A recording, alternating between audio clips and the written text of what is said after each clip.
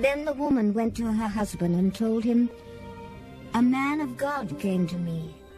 He looked like an angel of God, very awesome. I did not ask him where he came from, and he did not tell me his name." Judges 13:6. They are perhaps the most mysterious figures in the Bible, and among the most captivating. Angels. Throughout history, these divine messengers from heaven have established a spellbinding hold on the human mind and comforted the human heart. What is the secret of their ageless power over our imaginations? Neither gods nor mortals, the very nature of angels in the Bible remains a source of intense controversy. Are they male or female? Are angels merely messengers of God, or do they shape the destinies of humanity?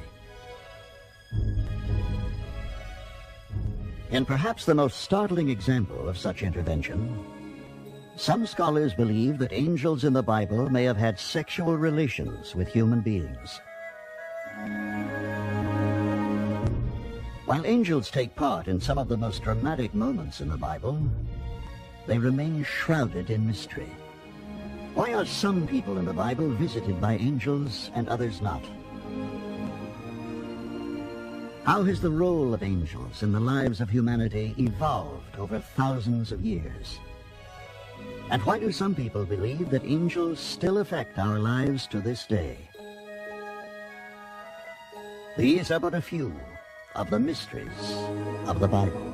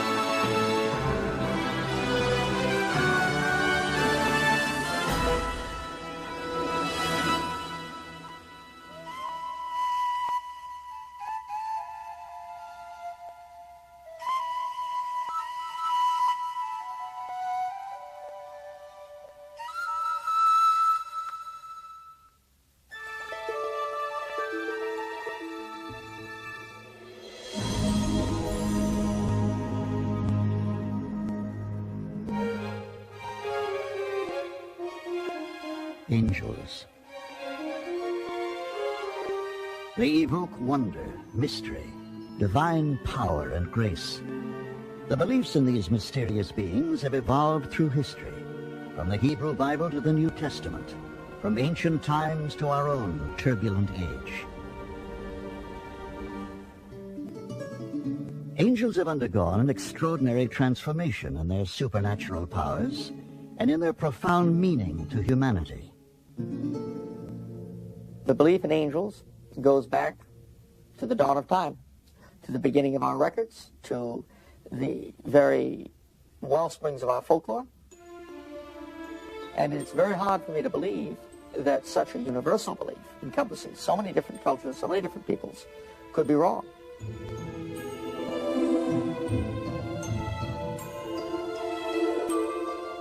Where and how angels were created remains a mystery. Have they existed throughout eternity, or were they themselves fashioned by God during the 6 days of creation?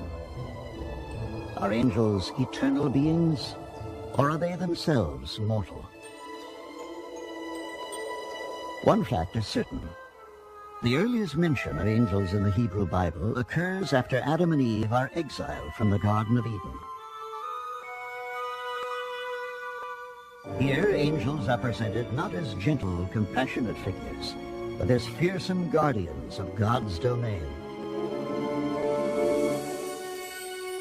When he expelled the man, he settled him east of the Garden of Eden, and he stationed the cherubim and the fiery revolving sword to guard the way to the tree of life. Genesis 3:24.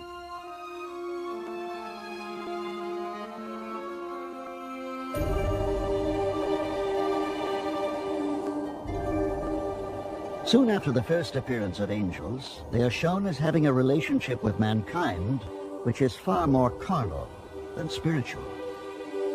In one passage in the Bible, an incident is described which puzzles scholars to this day. When people began to multiply, and daughters were born to them, the sons of God saw that they were fair, and they took wives for themselves of all that they chose. Genesis 6:1.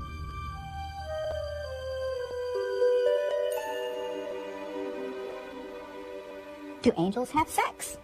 The text tells us that the angels, they're called the sons of God, mate with human women and produce a race of giants as their offspring. Now, the story seems to represent this as something that displeases God. God doesn't like the idea of this mixing between the angelic realm and the earthly realm. But who were these enigmatic sons of God mentioned in the Bible? Strangely, these magical beings are never accurately described. In fact, even when angels make their first appearance in the story of the patriarch Abraham, they remain shadowy figures without any hint of supernatural powers. The angels come as messengers of the Almighty, bearing miraculous news for Abraham, that his wife Sarah, a woman of old age, will bear a child. When Sarah laughs in disbelief, an angel speaks. Is anything too wonderful for the Lord? At a set time, I will return to you in due season, and Sarah shall have a son. Genesis 18:14. I think the clearest picture of the function of angels is really the three angels that came to Abraham to tell him that his wife was going to give birth to a child that would continue what basically became the Jewish people. In another incident in the book of Genesis, one of the most enigmatic and disturbing moments in the Bible, God commands Abraham to offer up his only son, Isaac, as a human sacrifice. The agonized patriarch is about to carry out the Lord's terrible command when a voice is heard from on high.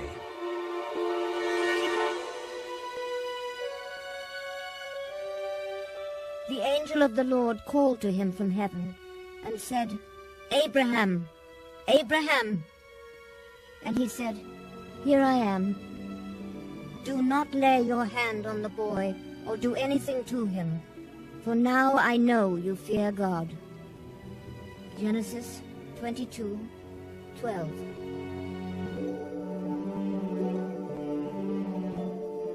The question is a haunting one. Why does God himself condemn Abraham's son to death, while an angel delivers his reprieve? So here you have the angel not just acting as a divine messenger, but promoting a message from God, which is absolutely fundamental. I think we could even say that the angel is acting almost as a prophet. And this angel really does what a prophet does. It says, we don't worship God this way. That's the way the pagans do it.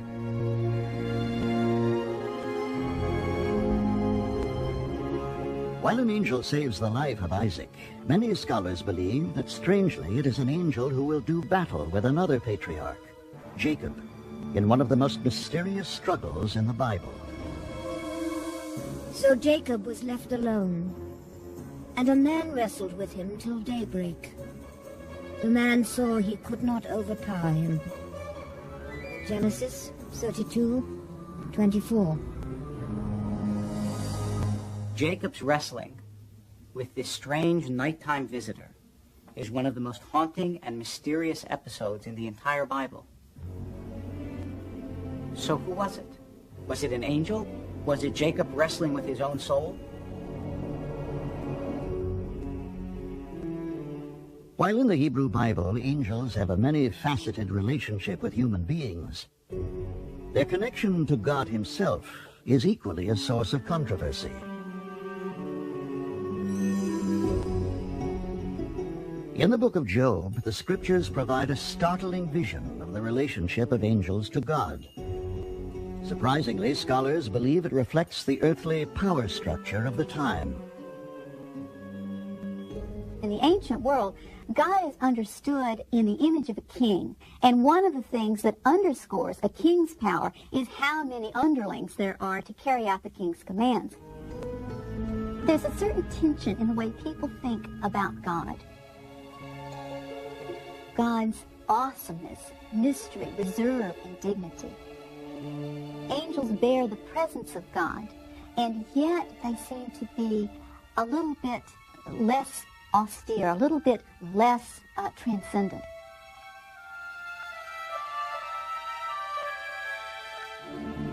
In the book of Job, within this court of heavenly beings, we meet for the very first time one of the most fascinating and mystifying of all the angels in the Hebrew Bible. His name is Ha-Satan, meaning the accuser. For centuries to follow, the world would know him as the dreaded figure Satan.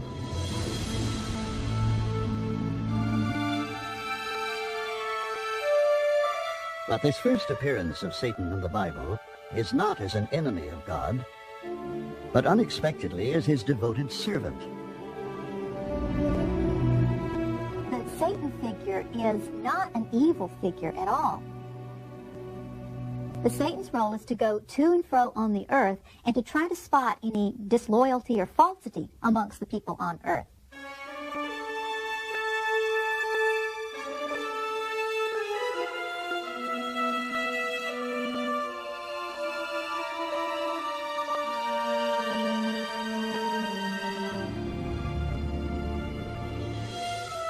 With divine permission, Satan tests Job's character by killing his children.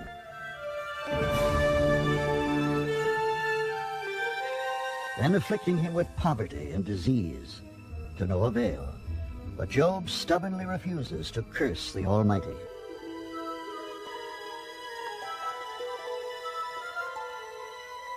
Strangely, as if echoing the suffering of Job himself, the Jewish people were about to fall victim to terrible persecution and conquest.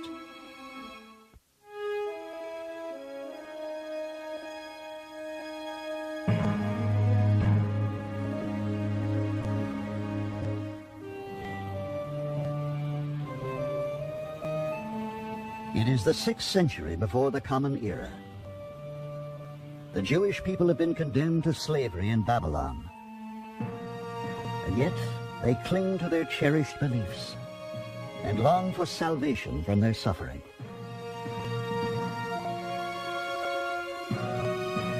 Why has their God seemingly forsaken them? In their crisis of faith, the Jewish people turn to their belief in angels. For it is their hope that in this, their time of trial, these miraculous, compassionate beings will not abandon them. In the early portions of the Hebrew Bible, angels are shadowy, ill-defined figures. However, during this terrible period of need, they will undergo a mysterious transformation. For among the Jews, literature now emerges which vividly depicts angels as heroic protectors of a chosen people.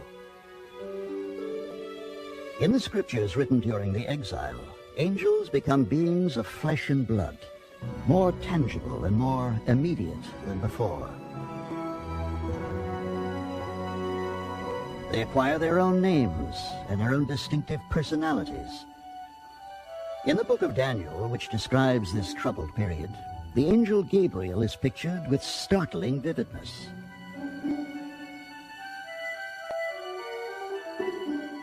I looked up, and I saw a man clothed in linen, with a belt from Uphaz around his waist. His body was like a barrel, his face like lightning, his eyes like flaming torches. Daniel 10:5.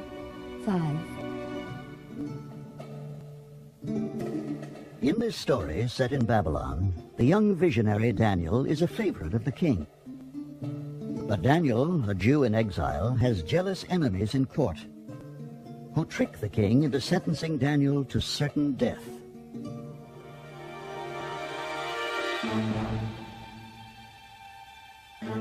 The king said to Daniel, "May your God, whom you faithfully serve, deliver you." Then the king gave the command, and Daniel was thrown into the den of lions. Daniel 6:16.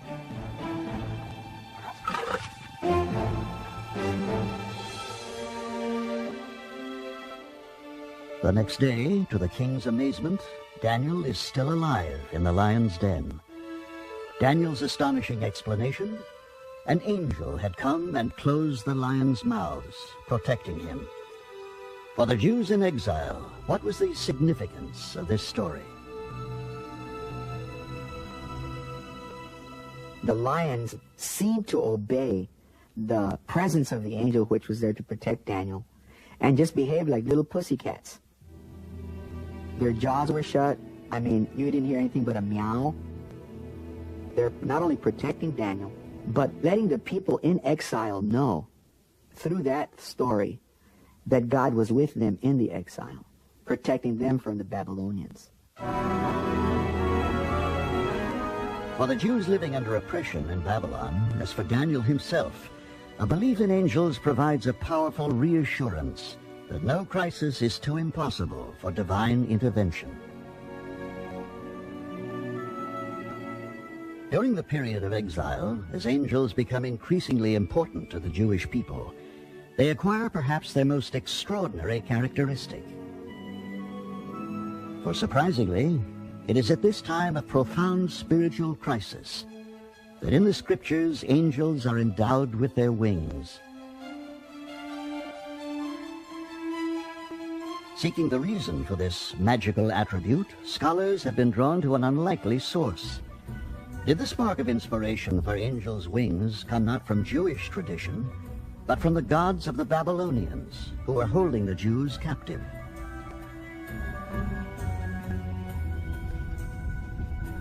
By the year 538 BCE, after their ordeal in Babylon, the Jews at last returned to the Holy Land.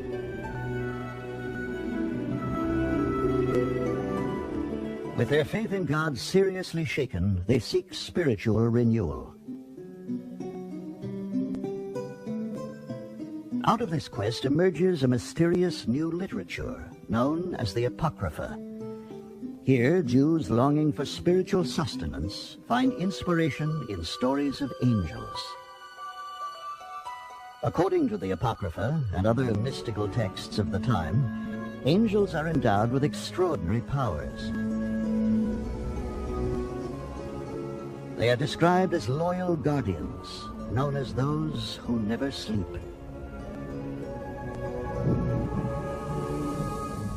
Other angels prophetically warn humans of their impending death.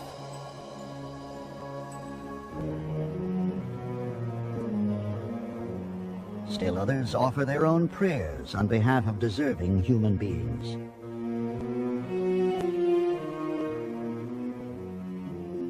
And yet, of all the mystical tales told at the time of the Apocrypha, perhaps none conveyed a more awesome perspective than the Book of Enoch. For here the visionary prophet Enoch reports on a spellbinding journey to heaven, where he witnesses angels in all their infinite glory.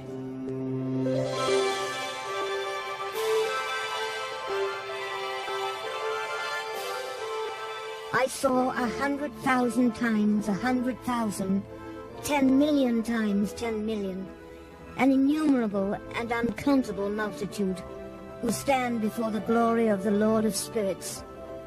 And I came to know their names, which the angel who came with me revealed to me. 1 Enoch 41.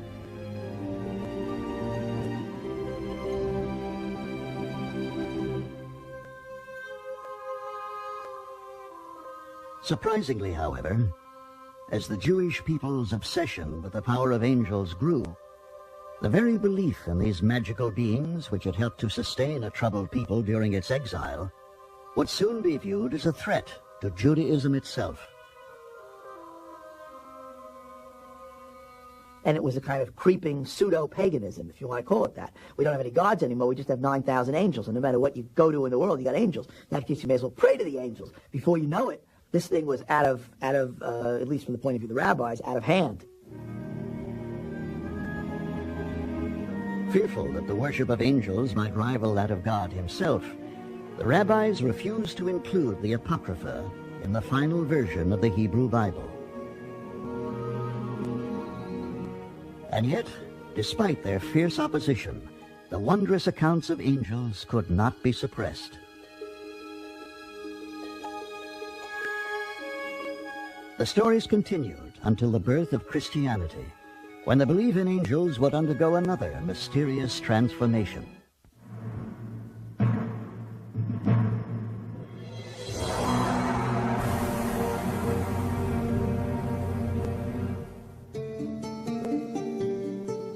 While they were there, the time came for her to have her child, and she gave birth to her firstborn son.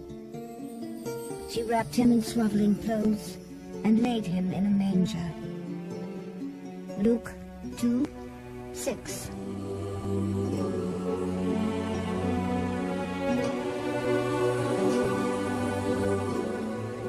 The miraculous arrival of the infant Jesus, heralded in the New Testament as the Son of God, is one of the transcendent moments of Christianity.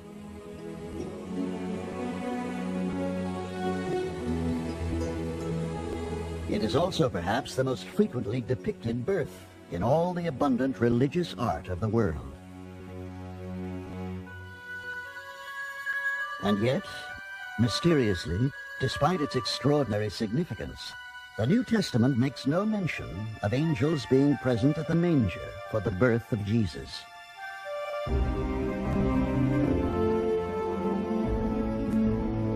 Despite this surprising omission, in the centuries following the life of Jesus, it has been impossible for faithful Christians to imagine the Nativity without the presence of angels. Why is there no mention in the Gospels of angels in attendance at the magical moment of the Nativity? Even more surprising, why, during the entire life story of Jesus, do angels so seldom appear? Could their scarcity be explained by the very nature of Jesus himself? It seems to me that the shift is due to God becoming a man, and the divine takes on more human qualities, and that therefore God is no longer that strange, distant, divine, supernatural being that has no doings with humanity.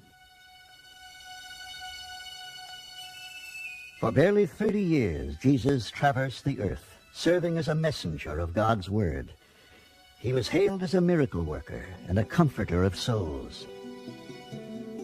With Jesus showing the warmth and compassion of the biblical angels, what need then would there be for these divine emissaries?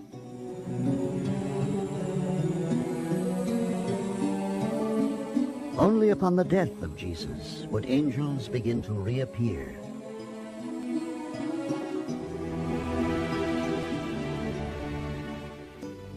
But the angel said, "Do not be afraid. I know you are looking for Jesus who was crucified.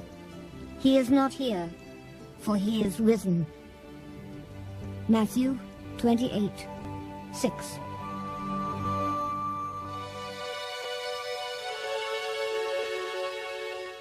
From this very moment, when an angel announces the resurrection of Jesus, these divine beings again undergo a startling transformation. There's a shift away where you do see the angelic type of being at the resurrection of Jesus at the tomb, but without the same kind of supernatural qualities. It's a young man seated at the tomb that says he's not here, he has risen, dressed in white. However, not like the angel that Jacob wrestled with, not like the angel that stopped the mouths of the lions in Daniel's tomb.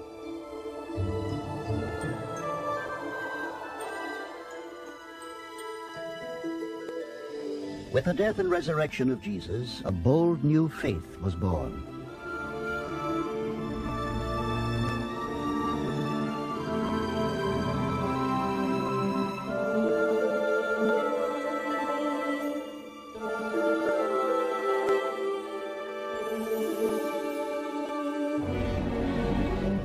The early followers of the new religion of Christianity found themselves victims of merciless persecution by the Romans. Just as the Jews had looked to their belief in angels in their times of trial, so the early Christians were inspired by the angels in the last book of the New Testament, known as the Book of Revelation. Instead of finding comfort in images of compassionate angels, the early Christians conceived of them as carrying out the vengeance of God, divine retribution against a world of unbelievers, a time of unthinkable destruction and upheaval.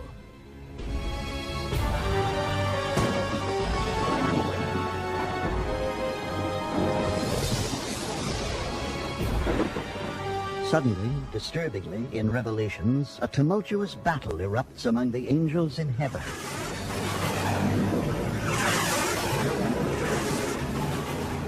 And war broke out in heaven. Michael and his angels fought against the dragon. The great dragon, who is called the devil and Satan, the deceiver of the whole world. He was thrown down to earth, and his angels were thrown down with him. Revelation 12:9.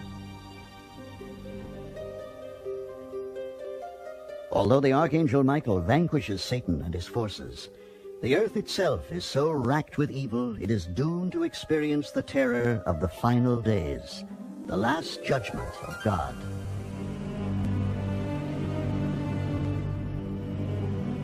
The prophetic books and the books of Revelation speak of the angels coming at the trump of doom and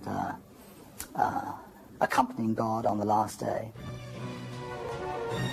So the 4 angels were released, who were prepared for this hour, day, month, and year to kill a third of the human race.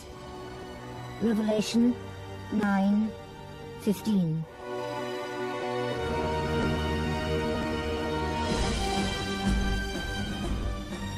Of all the depictions of angelic beings, perhaps none are more fearsome or mysterious than those who are said to ride forth on the day of judgment.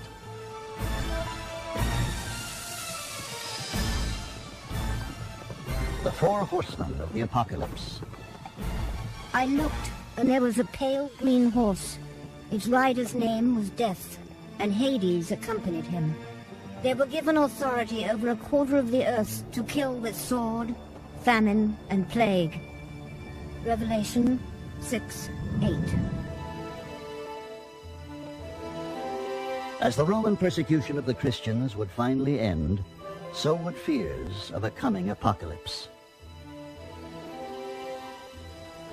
The once obscure religion of Christianity would come to dominate all of Europe, and with that flowering of faith, the belief in angels would flourish among the devout as never before.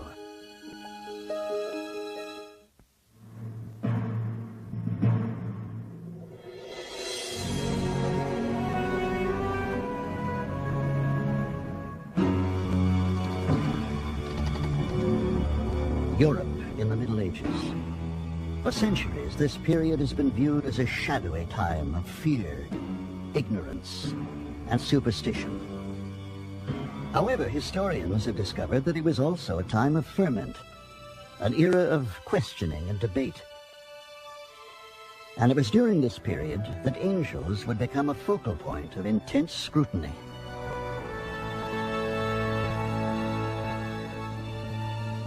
Believing that these divine beings actually existed, medieval thinkers sought to unlock the most fundamental mysteries of their nature.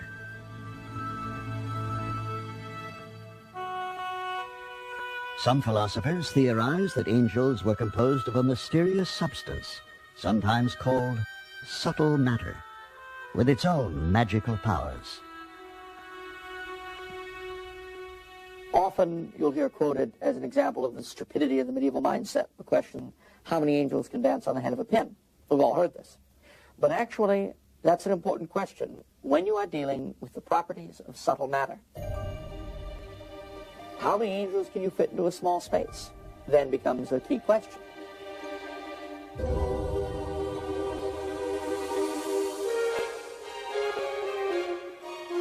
Of all the geniuses of the Middle Ages, none was more brilliant than St. Thomas Aquinas, perhaps the greatest mind of the 13th century.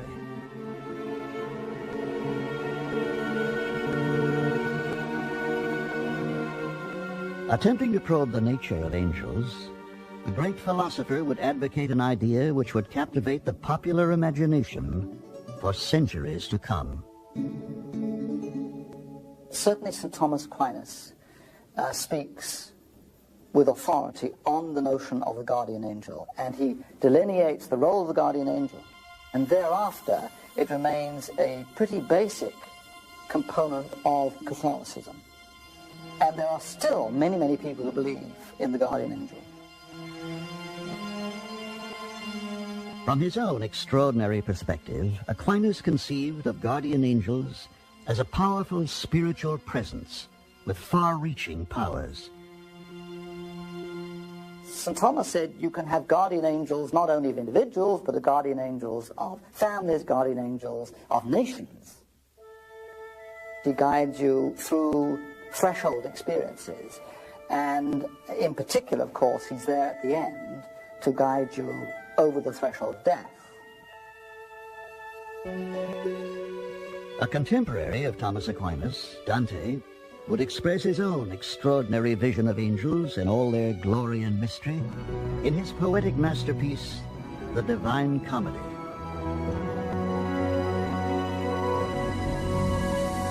During this imagined journey through heaven, Dante explores the 9 levels, or choirs, in the hierarchy of angels. But strangely to Dante and others of medieval times, all these heavenly beings were not created equal. Instead, their power and influence was defined by their closeness to God.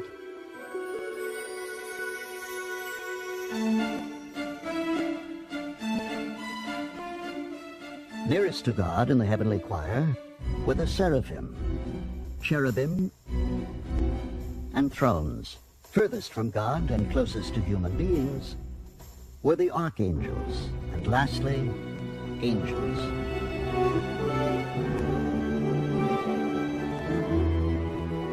As Europe would emerge from the Middle Ages into the glory of the Renaissance, images of angels would take shape in the minds of transcendent artistic geniuses. Men like Raphael, Botticelli, and Leonardo da Vinci. Their immortal conceptions of angels would become indelibly imprinted on the human consciousness for centuries to come.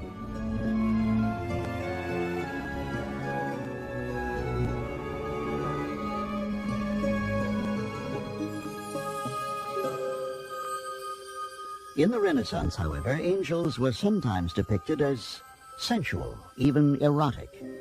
Was this blasphemy? Or merely another twist in the strange evolution of these magical beings?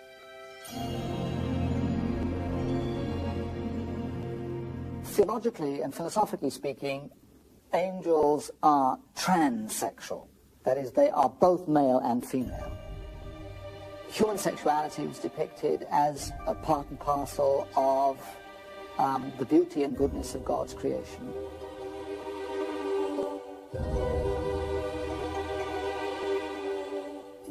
The angels envisioned by the great Renaissance sculptor Bernini evoked this mysteriously sensual mood, as in his magnificent sculpture of a sexually charged visit by an angel to Saint Teresa.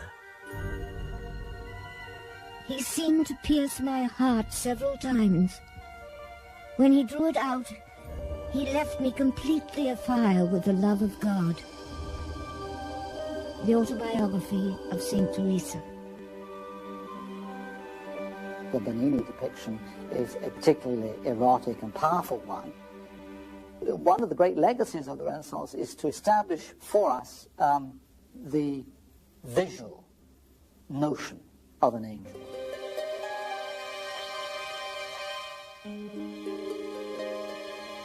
From Renaissance times to our own, the transcendent images of these divine beings have endured. And despite the violent upheavals of the 20th century and the skeptical assaults of science, angels would continue to inspire humanity.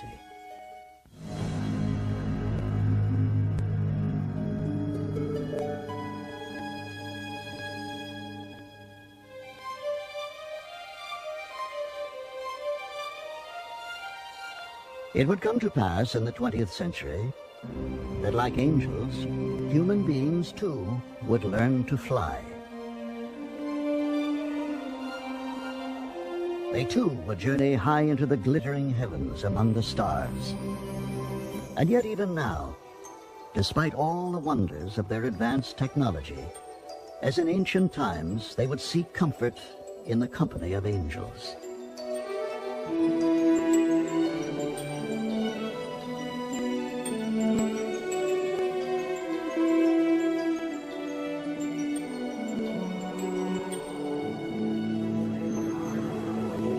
In fact, modern studies have shown that as many as half of all people today believe in them.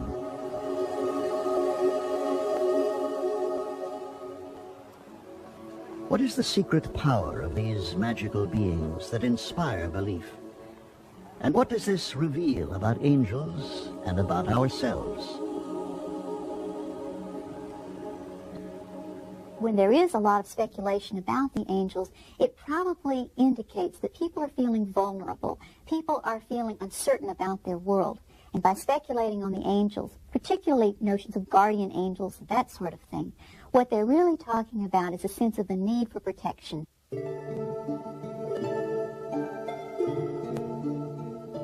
In ancient times, a fascination with angels was usually a sign of belief in values of the spirit.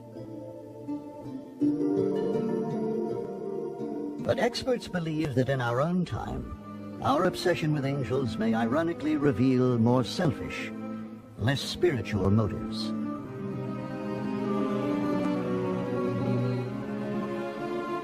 I think the biggest misconception that people have about angels in the Bible is that angels are there to get you where you want to go, do what you want them to do, make you successful in life, only for your benefit and for your whim.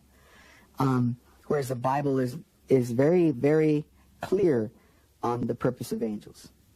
That the purpose of angels is to point beyond themselves. They're not God. They're his instruments and messengers.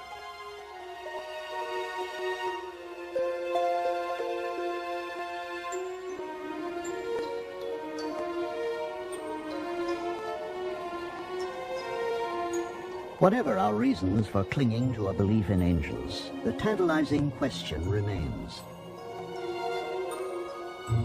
Are the angels who inhabited the pages of the Bible and the imagination of our ancestors still among us? Myself, I believe that angels exist. I've never seen one. But that's not to deny that they're there, that they don't protect my children. My mother raised me with a picture over my bed as a kid, and it was of this angel guarding these two little children going across a bridge over the river.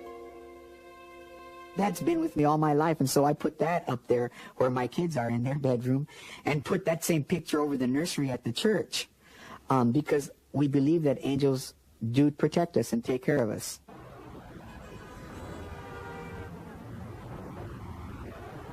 This revival of interest in angels, I'm rather skeptical about it. Is it something that is part and parcel of a real interest in the spiritual, or is it in some rather odd way a nostalgia for the past? But it seems to me that much of it is inspired by an unconsidered anti-rationalism, which I find actually rather dangerous, and I'm very afraid of it. The question of angels will not go away, not by a long shot. Whether or not we'll find any definite solutions to the questions they raise this side of the grave, that's another question. Why do we cling to visions of angels? Perhaps it is that in a world where human beings are increasingly estranged from nature and from each other, angels bear witness that miracles of the heart are still possible.